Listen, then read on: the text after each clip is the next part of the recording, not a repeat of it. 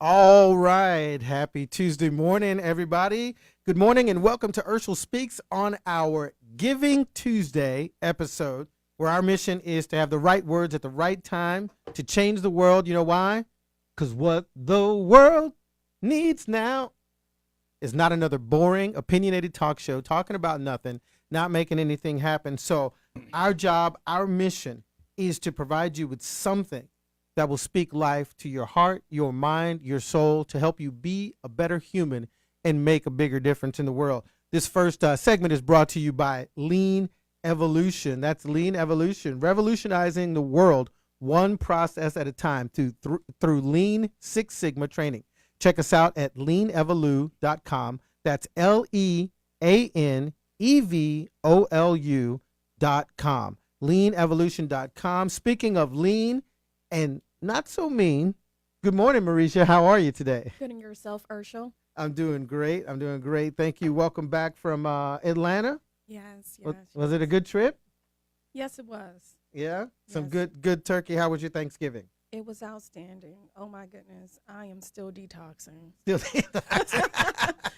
that's We got that in common. there. You go. That's when you know you've had a great meal, when it takes you a little while to recover. Yes. And so glad to have you back in the studio. Thank you. And thank being you. remote. And thank you so much. You know, we're all dealing with my entire house was dealing with some buggy, nasty stuff. And one night we were all laying in the bed, all sick, all taking medication. And so Marija brought back some ginger tea with honey. I can't wait to get into this and see what it's going to do. Give me a little bit of, as our good friend Shannon, no, not Shannon Kamak, Kolar would say, give me a little bit of vocal hygiene and clean me up a little bit, because I've been, last week we just called it our Barry White episode of Urshel Speaks, because we were all raspy with our early morning sexy voice at 3 o'clock in the afternoon. So today we have on the show with us our special guest, Dan Sullivan. And Dan and I have been friends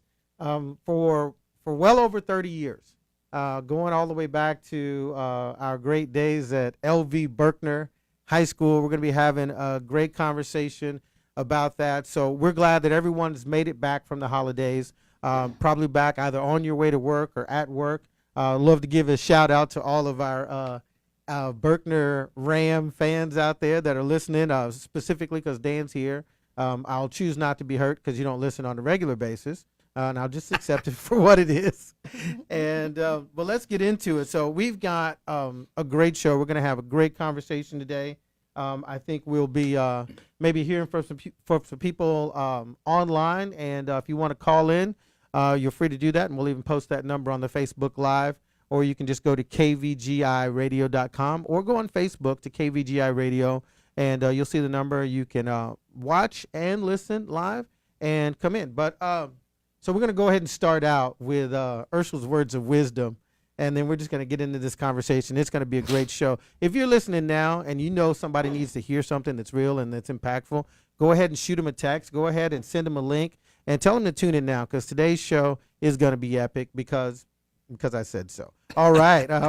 So Urshel's words of wisdom today. So for all of my fellow Marines out there, and maybe some of the other branches of service, this phrase will be one that resonates with you. And it's a phrase that we affectionately call embrace the suck, right? Embrace the suck. And sometimes suck is a synonym for United States Marine Corps in our vernacular. We just talk about the fact that sometimes, things are they're just going to suck, right? And so just embrace it. It's a part of the reality of life that it's excuse me, and it's never going to be, all sunshine and roses, right? And so I've got a great story. I don't know if I've shared it on the radio before. For me, in learning to embrace the suck. Now, I've considered myself somewhat maybe average or a little bit better than average when it comes to intelligence. Some decent relational skills. And I've expected to have good things and good opportunities in life. And so, back in 1990, there was a little situation that happened over in the Middle East One guy decided to go over to another guy's place, kick him out, and take over his country. And, I was relaxing in, excuse me, pardon me. I was relaxing in Okinawa, Japan at the time, and they put me on a nice little flat bottom ship and sent me over to Saudi Arabia to go and restore the rightful leadership of Kuwait. And so while I was there during Desert Storm, Desert Shield, being this intelligent, charismatic, always getting promoted ahead of time, all this type of stuff, there was this period of time where I found myself out in the middle of the desert with a 50-gallon drum and some jet fuel. And this 50-gallon drum was part of what was our field expedient public restroom. And so I found myself with a big, giant wooden stick and all of this human waste in this 50-gallon drum. And pouring this jet fuel in there, lighting it, trying to, get this stuff to burn and stirring the fuel in. And, it was a real life check moment for me to think, okay, what am I doing? The government has spent over a year and a half educating me to be an electronics technician. I'm a smart guy. Daggone it, people like me, right? And I'm here in the middle of the desert in this heat, trying to make sure that when this fuel starts burning and the pop and the splatter goes, that I'm quick enough to dodge what may or may not come flying at 180 miles an hour out of this 50-gallon tub. And, so that was a real moment for me to just say, you know what? It's a part of it. I get, all of these other things. I get to wear these awesome dress blues. I get to call myself a Marine. I get to, say that I provide freedom to the world. But there's a part of it that really sucked, and that was stirring,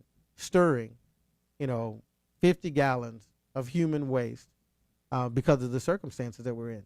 And you know what you do? You just embrace the suck, and you keep your mouth closed. Because the last thing you want is anything to come flying into your mouth out of that tub. There's a eternal version of what I'm talking about. And I'm going to share that with you, and then we're going to get into our conversation. And so I'm going to read you this version of it, and it says, consider it a sheer gift, friends, when tests and challenges come at you from all sides. You know that under pressure, your faith life is forced into the open and shows its true colors. So don't try and get out of anything prematurely.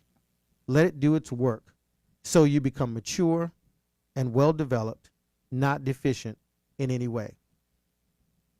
Ladies and gentlemen, we don't always get to choose the fights that we get into, because most of us would never pick the ones that we're afraid of, and we wouldn't choose the fights that make us better. Most of us would only choose the fights that we know that we can win. And so life has a way of bringing us into those situations that really suck and that challenge us in ways that we never expected to be challenged. Things that I never expected to do, never expected to encounter. But on the other side of that fight, I came out stronger, better, smarter. And you know what? I got a couple of scars here and there, and I don't know that I can say that I won every fight. I think so far I've survived most of them, right?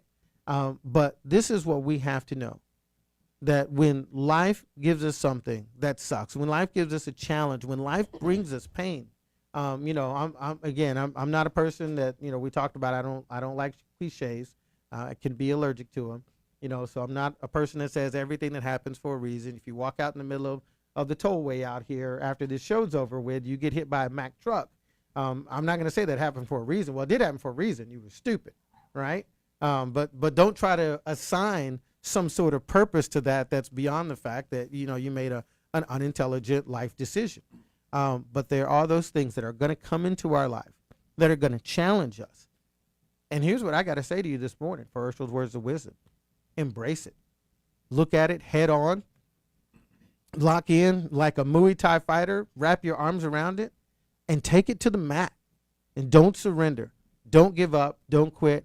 and know that you never fight alone. That's our Urshel's words of wisdom for today. So take that, put it in your ear holes, let it marinate inside your head, let it fall down into your heart, and make a big difference in your life. So I want to introduce you to my friend, Dan Sullivan. Dan, good morning. Good morning. How's everybody? Oh, good.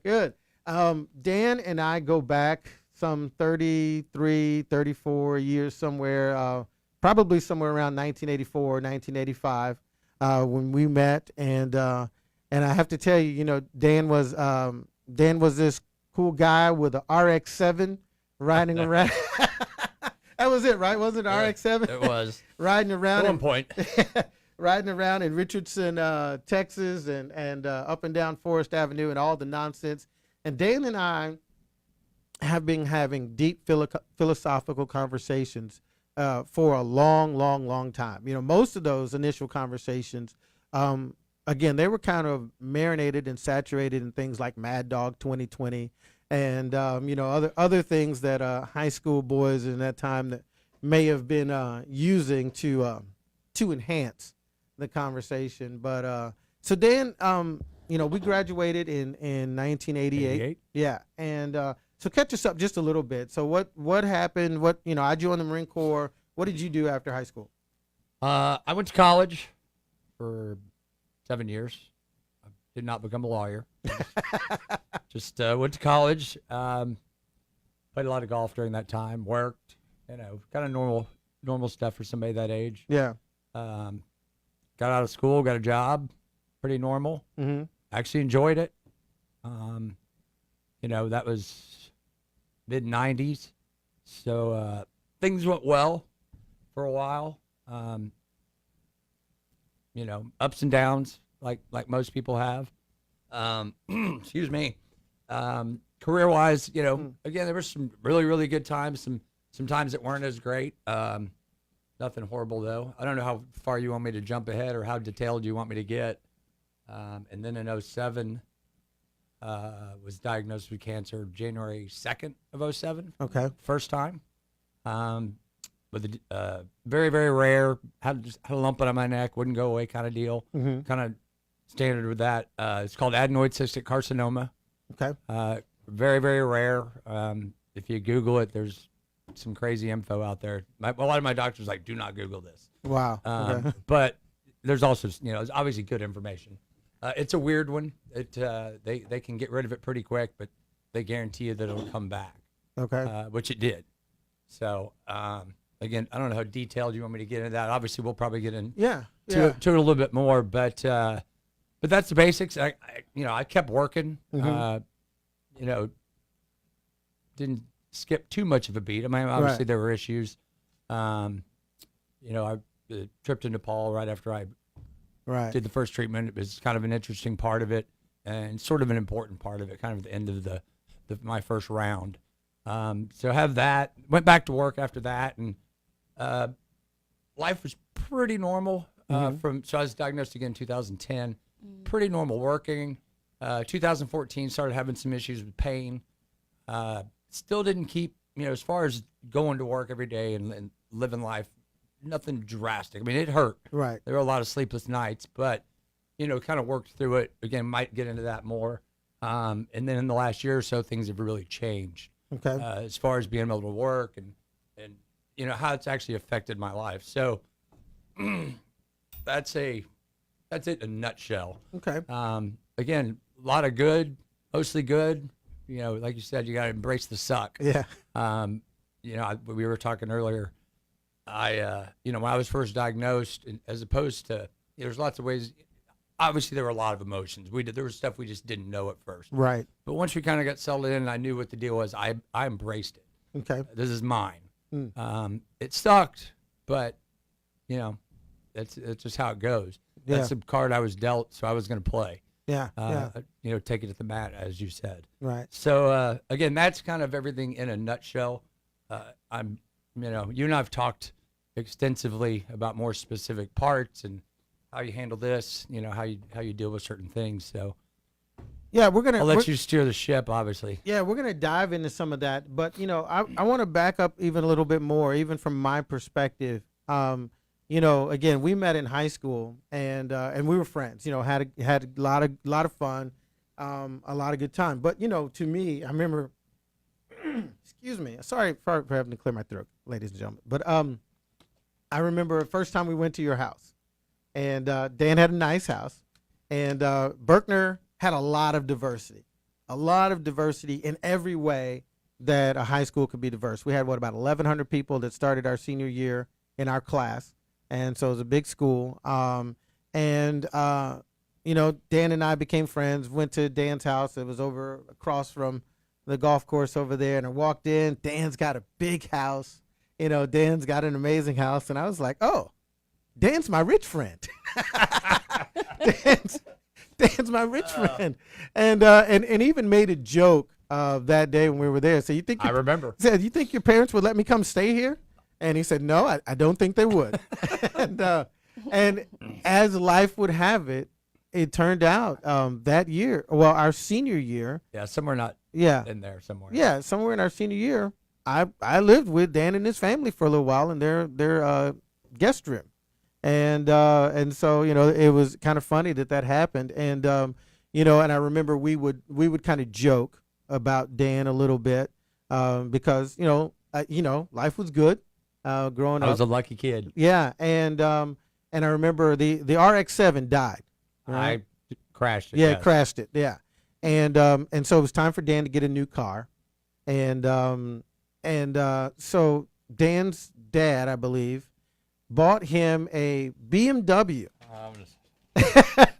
and so Dan was not happy about it. It was a very used BMW. It was just a to be sedan. clear. It was a sedan and a small stand. It was used, and Dan was mad. Dan wasn't happy, and we were all clowning. Oh my goodness, life must suck to have to get a used BMW. And so, that was kind of, as kids, that's kind of how we teased and, but to be serious, we left high school, we all went our separate ways, and, and our expectations of, who we would become and who our friends would become. And so, Dan was someone that looked at it and said, life's good for Dan. Life's always going to be good for Dan. Dan's going to have a road ahead of him that's going to be great. His life's been set up for him, and that, it doesn't in any way diminish the fact that Dan's going to work hard. Dan's going to go to college. He's going to party. He's going to do all of these things. He's got to do his part. But, life's been good for Dan. His life is going to be good for Dan. And I remember the first time that I saw that you had cancer, I was living in North Carolina. And I think I read a post online or something. And that's it. It was and I think it was with the trip to Nepal. Or coming back from that. And so, you said that you embraced it. And I know that when I saw that, it was, my father died of cancer at 52. So, and that was about a little over 10 years before I saw your diagnosis. And so that hit me in a totally different way. But then to see someone my age, one of my friends, all of a sudden face mortality, this way, that was kind of a shock. And but then here's the interesting thing: everything that I saw about Dan, and you can tell us about the trip, everything that I saw was Dan going to Nepal, Dan climbing mountains, Dan skiing, Dan doing all of these great things. So tell us a little bit about what that period was like, and what was, what were you thinking? Sure. Embracing that first part. So prior to being diagnosed, as you said, things were good. Career-wise, there were times where things weren't good, but I generally was a happy person, whether it was when we were in high school, college, what have you. So I wasn't going to let that change due to being diagnosed. Now, if they had told me, you have pancreatic cancer, you got a year to live, I might have had a little different attitude. Right. I would like to think I would still be positive and happy. It is what it is. Mm-hmm. I accepted the fact, and we talked about it when I was diagnosed. There was a time period where we didn't know, 3 weeks, a month, whatever it was there, January of 2007. So I accepted the fact this may kill me. It may kill me, in a year, maybe whenever. So I accepted that, embraced it. As it turned out, they told me, look, we're going to treat this. It's not going to be pleasant, but we're going to treat it. It's going to go away, and then it will come back. Mm-hmm. So that's kind of my mindset. Right. So, you know, I play golf, I snowboard, like you were talking about. You know, I like to travel. I wasn't going to let any of that change. Literally, the week that I was diagnosed, a friend of mine in Dallas, a guy named James Chippendale, was a leukemia survivor. He was literally in the midst of creating this cancer foundation with the guy who's the lead singer of the rock band The Alarm from Wales. They were big in the 80s, some folks might know. But their idea was to do concerts at high altitude. And they were going to try and break the record for the highest concert ever on land. And again, this is all high just based on altitude. Yes. Right? Yes. Okay. Well, there's other stories involved. You were in Nepal, but so this literally is happening at, you know, when I'm diagnosed. And he was like, dude, you know, keep me posted. He's a great guy. So after I was diagnosed, I called him. I said, you're not going to believe this. I was diagnosed. And he said, this is in January. He said, well, you're going to Nepal with us in October. And I had 6 or 7 weeks of head and neck radiation ahead of me, which is brutal. If anybody knows anything about cancer treatment, all the same side effects as a pretty good chemo. I went from 175 to 140 pounds. Wow. I mean, you get sick. Wow. So I did that, and I'm like, great. Now you want me to trek from, for the trek they were doing, it's you basically go to the south base camp of Mount Everest. Wow. It's about, I think it's 30-something miles each way. So now I'm got this challenge ahead of me of doing the treatment, getting better. I finished treatment in, April, whatever it would be. So, you know, I'm down at 140 pounds. I got to get in shape to trek through the Himalayas. So again, this is my, you know, my mindset is I'm going to do this. I'm going to live my life. So the timing of that was good. We did it. I left Dallas at I got back up to like 150 pounds, came back at 140 just because it was such a brutal trek. It was more mental for me getting through that. My stepbrother had passed away from cancer at 24 a few years before, so he was a bit of an inspiration. Did that trip. When we got to this part where we were going to do the concert, we were at almost 19,000 feet. And I got up there and I just bawled like a baby. And Wow. people were like, you okay? I'm like, fine, just, you know, give me a moment. And it took me a while to figure out that was the end of my first, at the time, I didn't know it was, you know, didn't refer to it as the first, but it was the end of my experience. That's it. Wow. I'm washing my hands of it. So again, timing is everything. There's, you know, so the timing of doing that and the treatment and it was good. From that day on, I was like, you know, I wouldn't change a thing. Really? Wow. And I really still say that. Things have gotten harder, more long term now, but you know, it is what it is. That's mine. Right. So that's, again, back to kind of embracing it. the Yeah. suck. So we did that trip, and then I've done a lot of other trips with them, more, you know, hikes in Colorado and this and that. So that's kind of was the beginning of the story. Yeah. And then I was diagnosed again in 2010. Okay. And I want to get a little bit into perspective. Mark, how are we doing on time for the first segment? Okay, good. So with that, you know, getting that diagnosis, going on this trip, having that experience, how would you say in most ways that it has impacted your perspective on how you look at things? Because everything's about perspective, right? Sure. That probably, again, I was a happy guy before, but I didn't have the perspective. I thought, you know, to some degree, I thought, oh, everything's always, like you were talking, everything's always going to be good. Yeah. Again, there had been some not so great stuff, but you know, it wasn't a cancer diagnosis. It Right. wasn't, you're going to, you know, so, you know, I kind of lost track of my train of thought. The perspective, you know, now I'm seeing, and here's the other thing.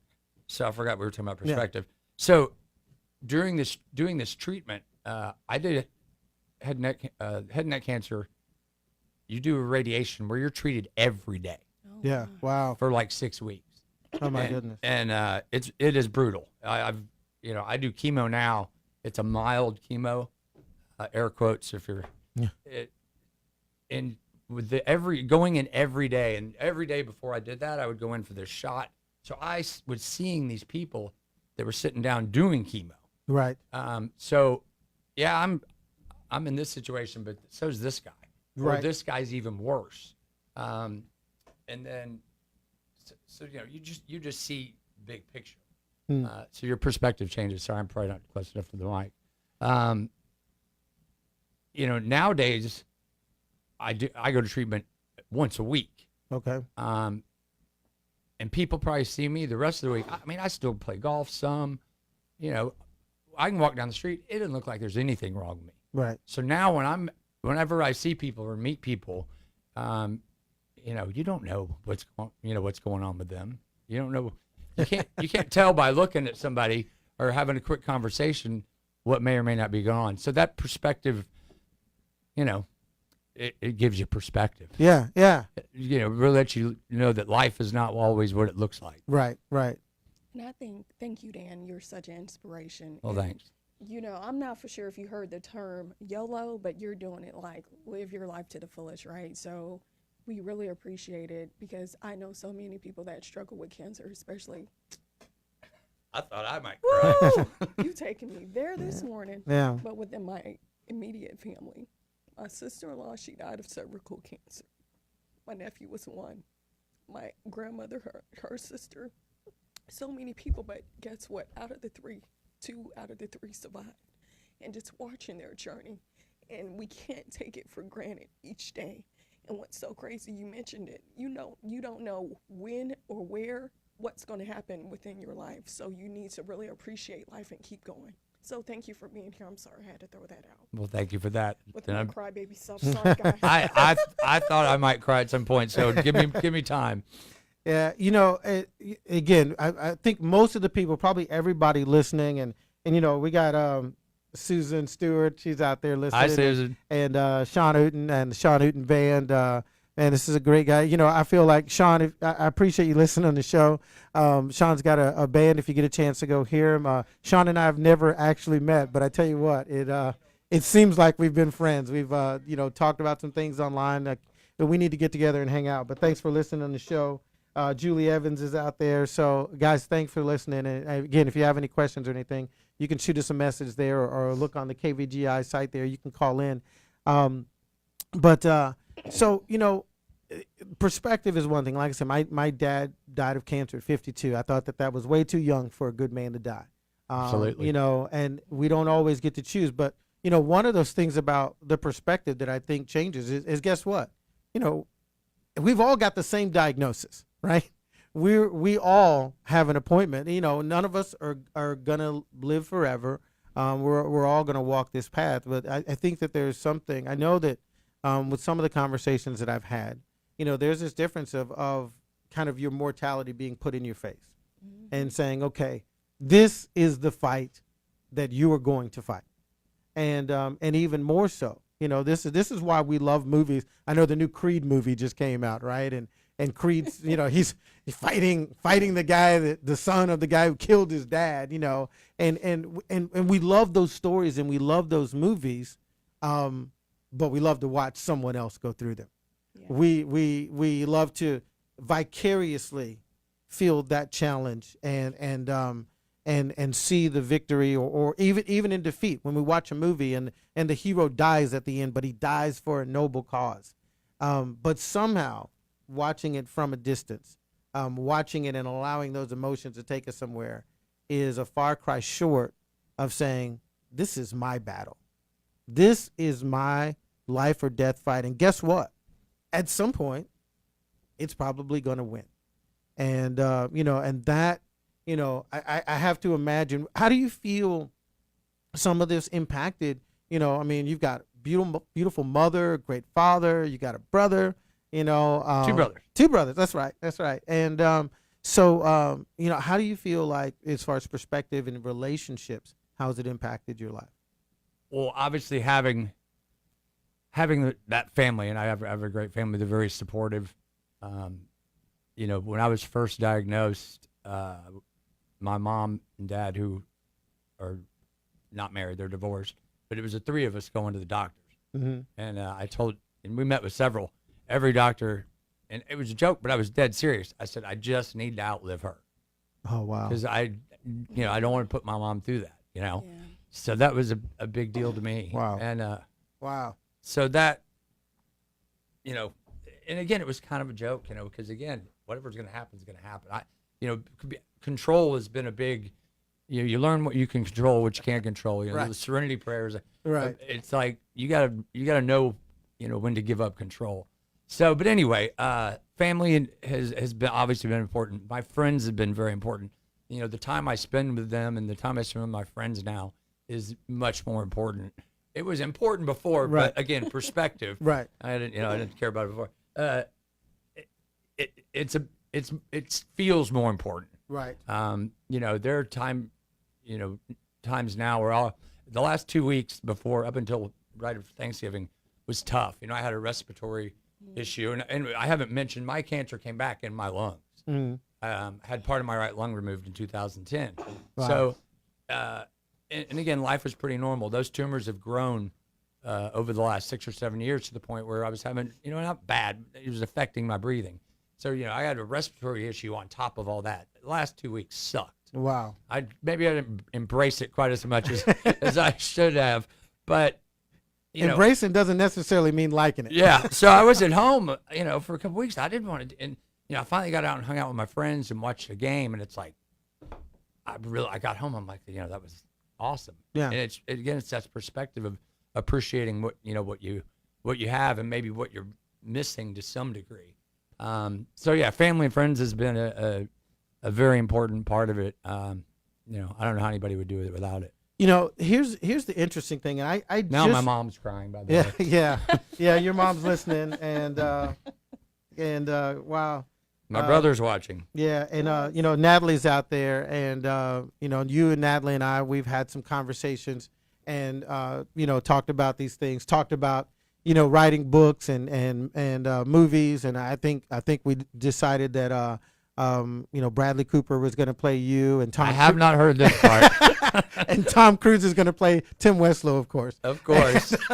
But so here's the interesting thing that really just occurred to me, Dan, with all the conversation that we've had together and talking about this, and sometimes with again with the aid of libation to help the conversation along. It can help. But here's the thing that just occurred to me, and I think that this is really powerful.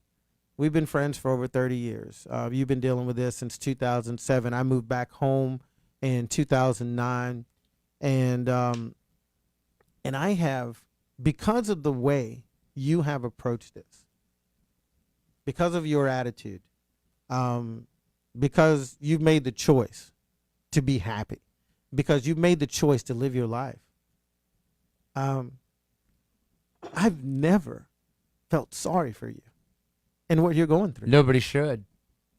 I mean, and that just occurred to me just like 2 minutes ago. I have never said, poor Dan. Good. And that is a hell of a testimony for the man that you are, and how how you have, like a daggone warrior, man, how you have looked this thing right in the face and say, you know what, you might take my life, but you won't stop me from living as long as I still have it. And I think that I think that is one of the greatest things that I can say. And I can't believe that I never even thought about it. I mean, I've talked to my wife, and I've shared your story with other people. I've talked in different venues about my friend Dan, who's been dealing with this, and again lived vicariously, and almost been jealous at times of the life that you live. I'm like, dang, look where Dan is playing golf today. Look at where Dan is.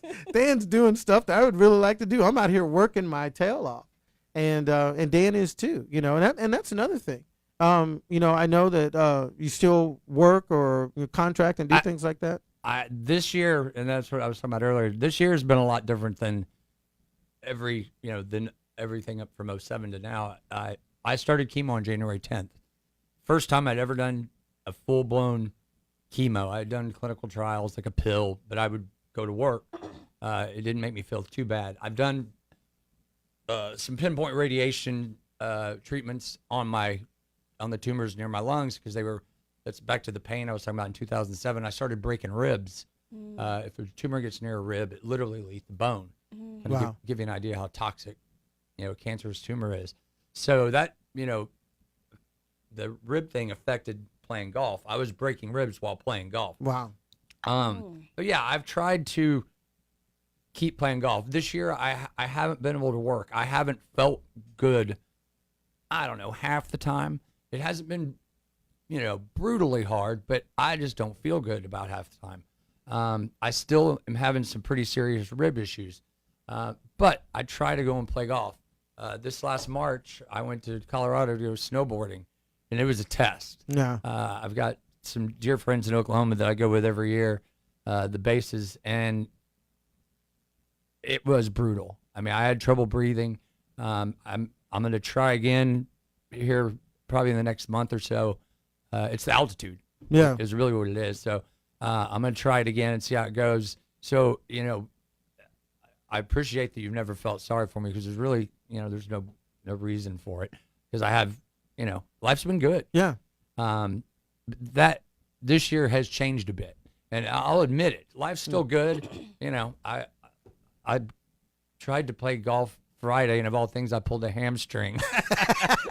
So that's that's more so attributed to the number of times that we've been around the sun. yeah. So exactly. So I'm not going to stop. I'm gonna try and go out and have a drink with you and the rest of my friends, and but yeah, nobody should feel sorry for me. Yeah, and that and I know that I'm I've got a degree of compassion for people and love for people. That's really what drives me and motivates me, and but that really, again, think that that's a huge testimony to how you have approached your challenge, because as we sit here, and my body is relatively whole, and but I listen to you, and you've had something pulled out of your neck and part of a lung gone, and I still feel pretty good, relatively speaking. Yeah. This year again has been the first. Other than I had the pain thing's a big deal, but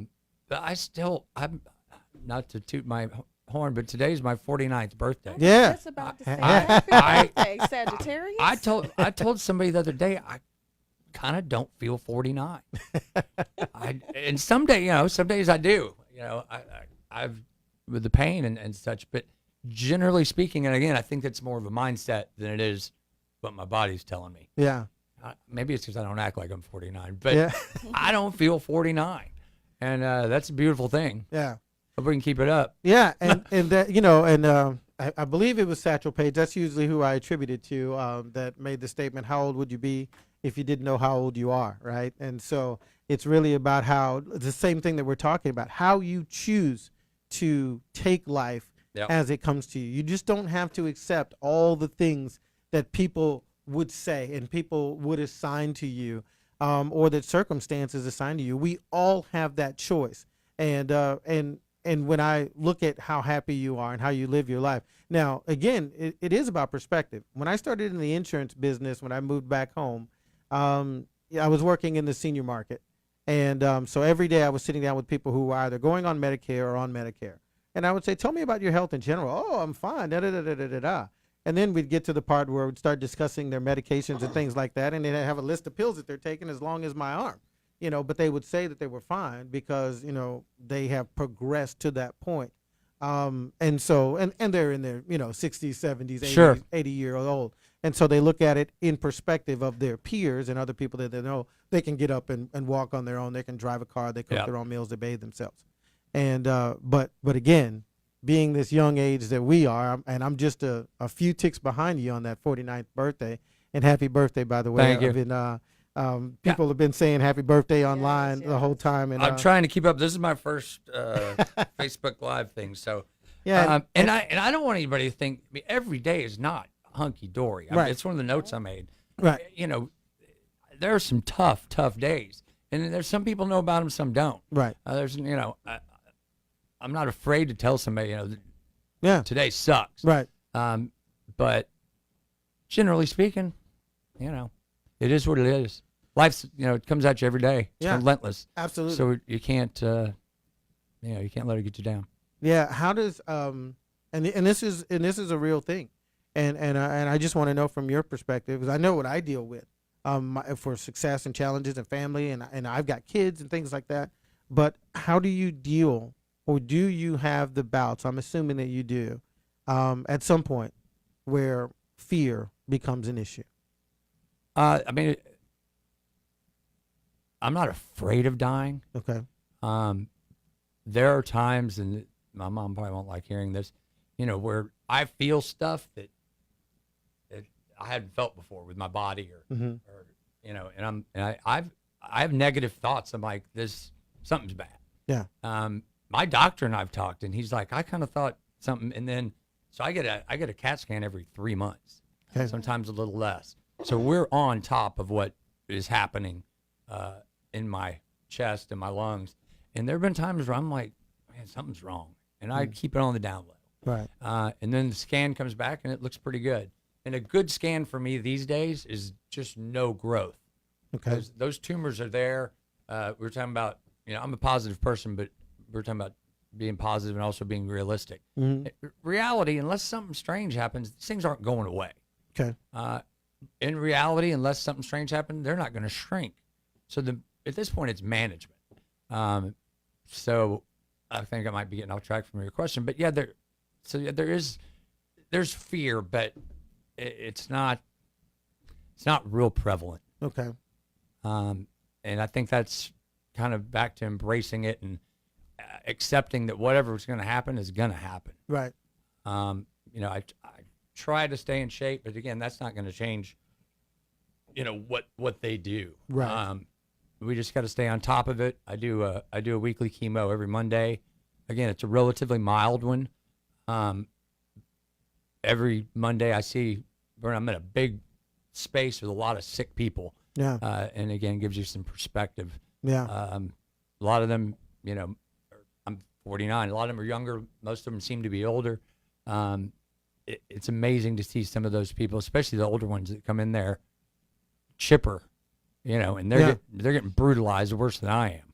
So, it's perspective and, accepting it is what it is.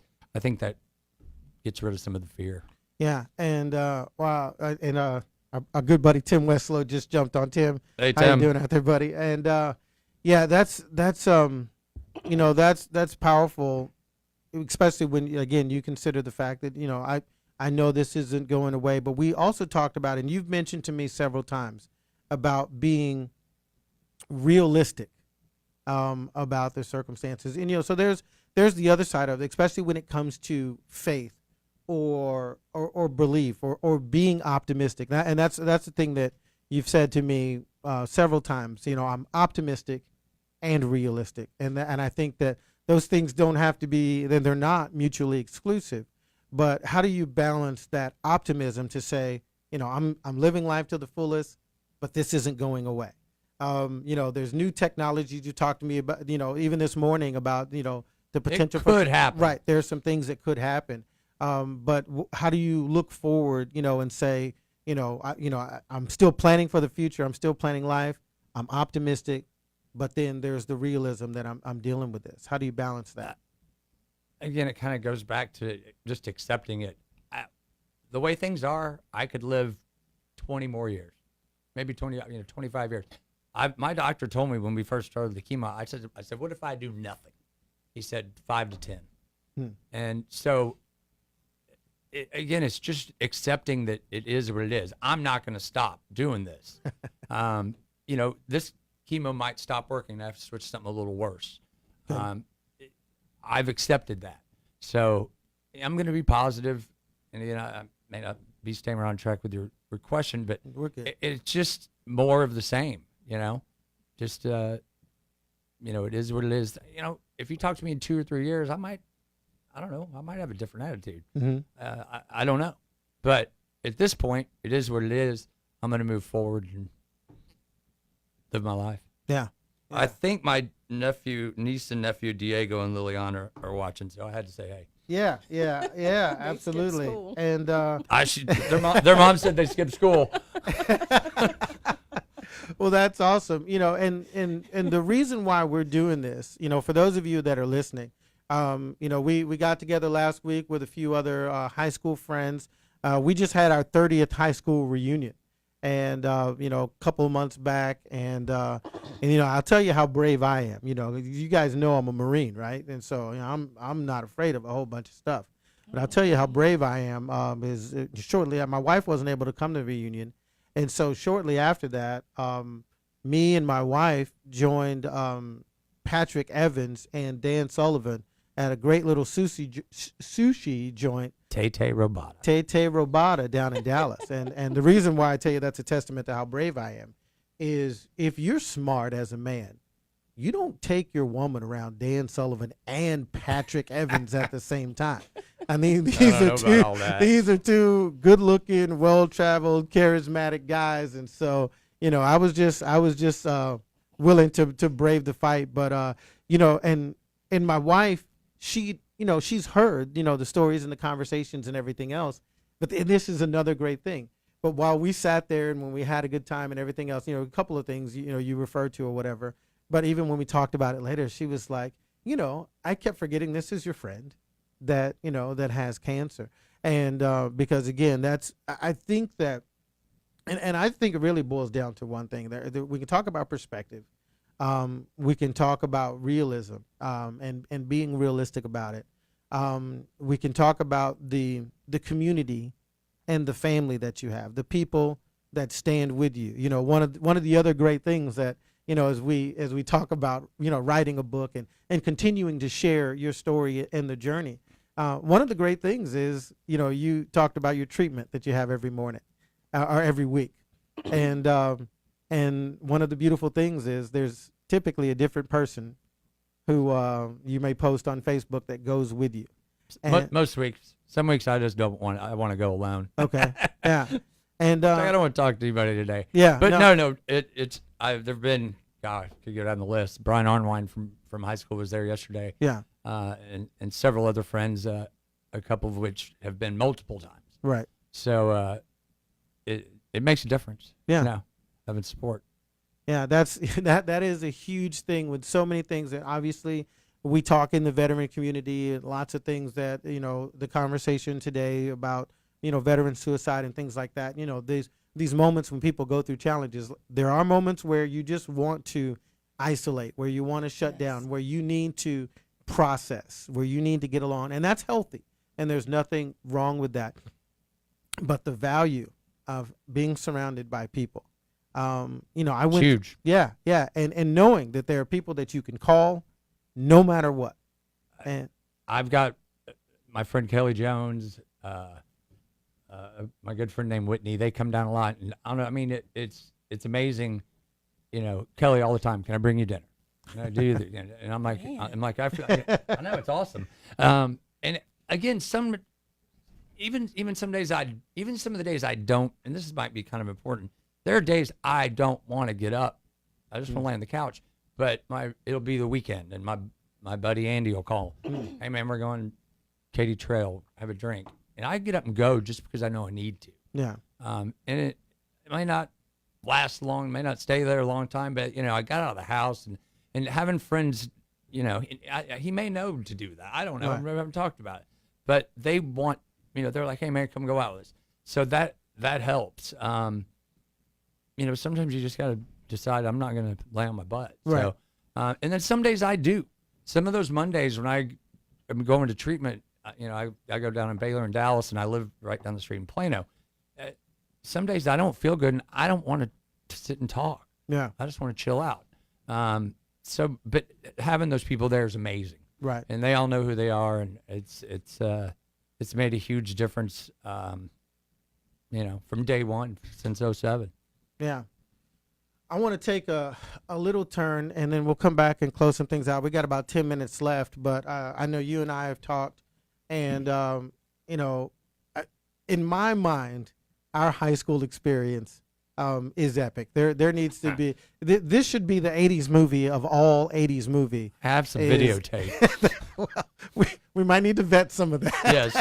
We may need to screen some of that because Might get burned. some of us have political aspirations for the future. But I love talking about and sharing with my kids and other people about what our high school experience was like, and so many wonderful people, and so you and I have talked about, and we've all been touched by this beautiful, sweet, round-faced girl with a smile that touches every single heart like the sun, and her name is Kinda, and she was at the reunion with us, and had you met her husband before? You know, I it seems like I did at the 20 or one of them. Okay. But we actually talked a little bit here in September. Yeah, and I know, and we just wanted to take a moment to do this from all of our friends, our entire class. But they recently experienced the loss. Kinda did, of her husband, Cameron, and they have 3 boys, and I tell you, again, talking about how amazing the people that we graduated with are. Every day, I don't know, some people may read, daily devotionals, and things like that. There's one I love called My Utmost for His Highest, and, different things people use to motivate themselves every day.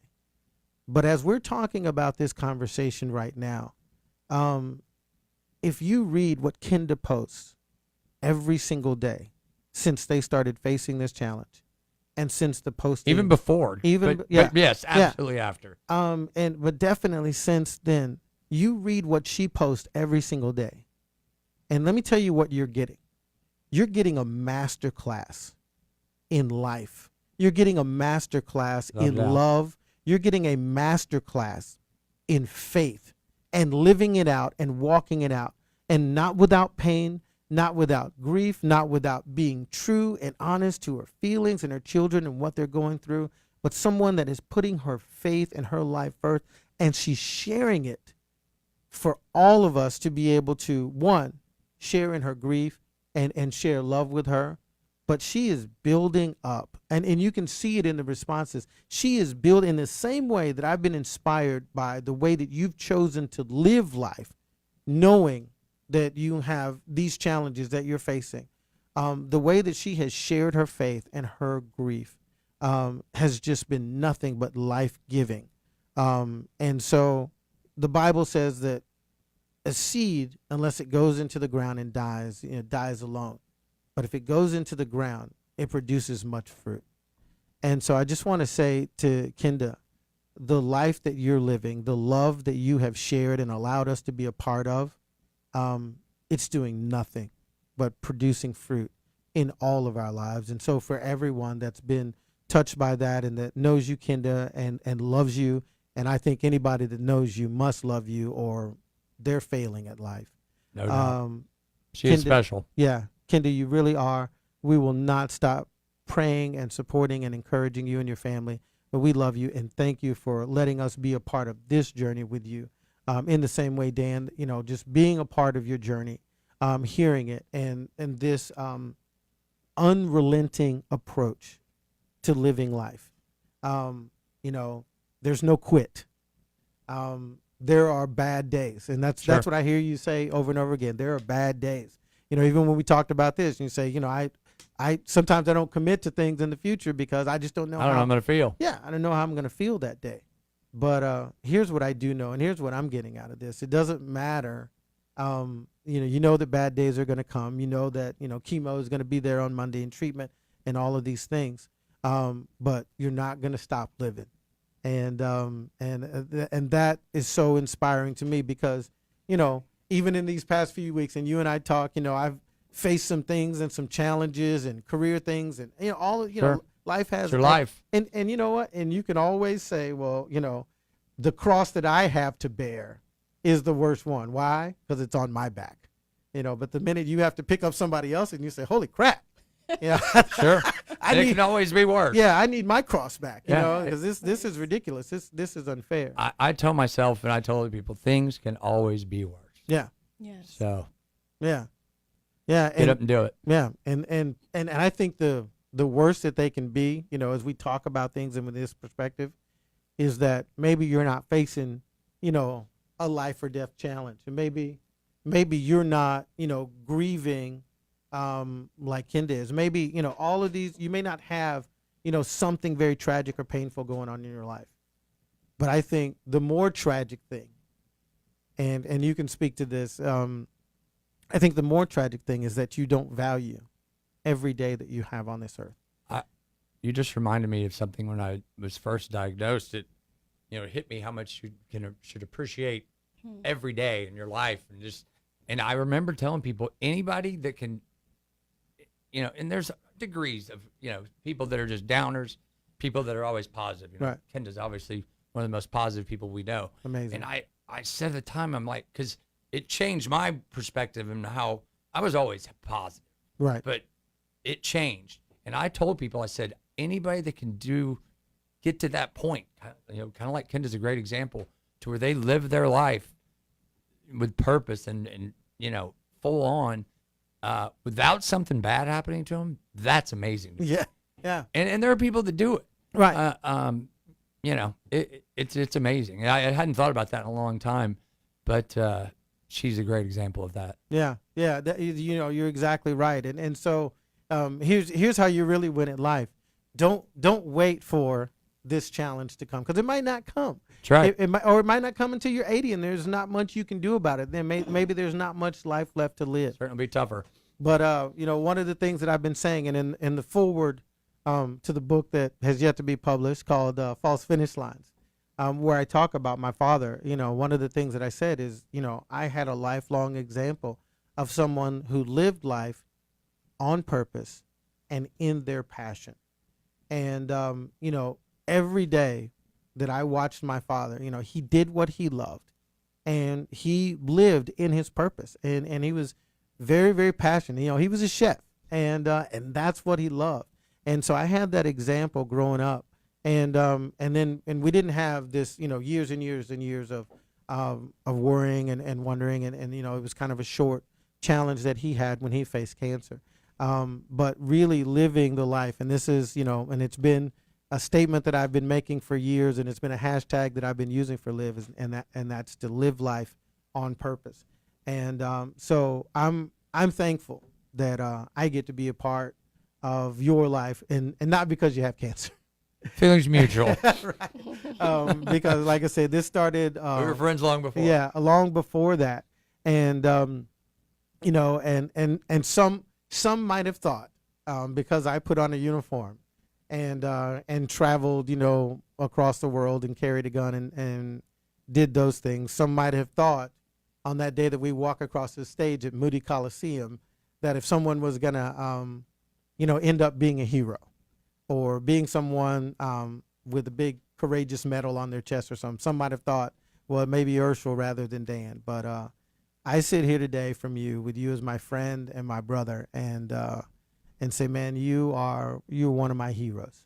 That means a lot. Yeah, I'm inspired That's every something. day. You're one of my heroes. Yeah, and so we've got just over a minute left. You got any final things that you want to say? I know your mom's out there, and man, we got so many people on Facebook. I'm going to get to all of you, but any final things you want to say in our last 50 seconds before we go?